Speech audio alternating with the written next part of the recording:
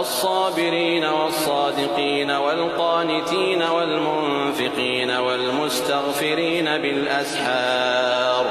شهد الله أنه لا إله إلا هو والملائكة وأولو العلم قائما بالقسط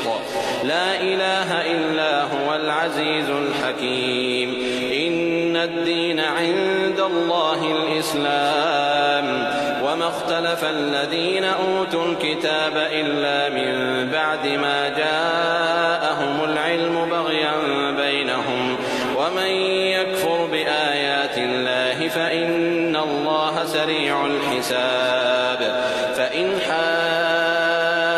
حاجوك فقل أسلمت وجهي لله ومن اتبعني وقل للذين أوتوا الكتاب والأميين أأسلمتم فإن أسلموا